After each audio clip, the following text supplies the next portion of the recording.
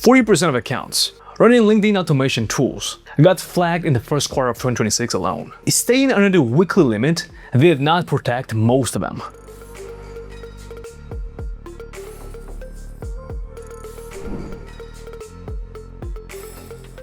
Hello everyone, my name is Lucas and welcome to AnyBiz.io's YouTube channel. In late March 2026, LinkedIn moved against Haybridge, one of the most widely used cloud automation platforms for outbound sales. LinkedIn removed the vendor's company page and its founders' profiles. Within weeks, Haybridge cut its LinkedIn functionality and repositioned it entirely around email. The tool had a reported user base in the tens of thousands, and many of those teams watched their LinkedIn sequences go quiet overnight. The action did not happen in isolation. A first quarter analysis by Northlight estimated that close to 40% of accounts running non-compliant automation tools, including Haybridge, Xpandy, Dripify, and Walaxy, picked up some form of restriction between January and March. Now, for a sales team, a single restriction can take offline the exact account the entire pipeline runs on. Most of the conversation that followed focused on the wrong thing: the weekly connection limit. That ceiling has been roughly 100 invitations per week since 2022, and it is not what drove enforcement this year. The change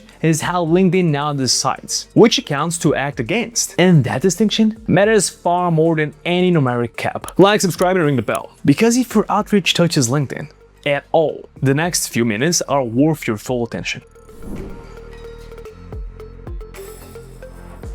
LinkedIn's weekly limit is a convenient scapegoat because it is a visible number. The mechanism that actually decides account fate is less visible and considerably more important. LinkedIn's defenses now evaluate where an action comes from and whether it resembles genuine human use. When many client accounts run from the same IP address, the shared infrastructure reads as an automation service, and the flag on one account can degrade the reputation of others running on the same IP. Cloud sessions and browser extensions that inject scripts into the page produce signals that do not match a logged-in person. Is the profile that draws enforcement. The cap tells you how many invites you can send. It says nothing about whether LinkedIn believes a human sent them. The other thing that Haybridge case clarified is the shape of enforcement itself. LinkedIn targeted the vendor rather than individual users. Industry observers already expect further vendor-level actions through the middle of 2026. That means the risk is not a one-time wave that passes and leaves the old playbook intact. It is continuous, infrastructure-aware enforcement that targets the tools before it reaches the accounts running on them.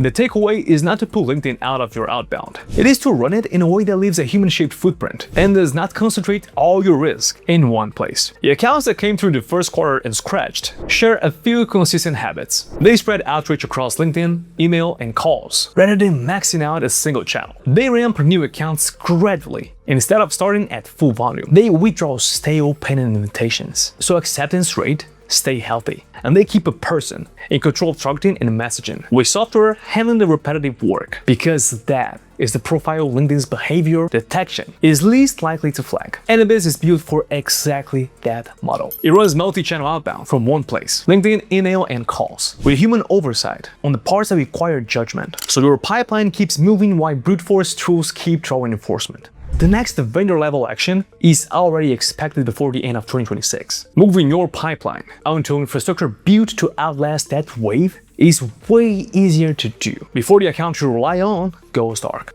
The link to book a demo with our team is in the description below. The crackdown did not close the door on LinkedIn outreach. It raised the cost of doing it carelessly and quietly rewarded the teams already operating with discipline. The number is not the risk. The infrastructure behind it is. And for those with a good new infrastructure, like, subscribe, and ring the bell. Thank you so much for watching so far, and I'll see you in the next one. Bye bye.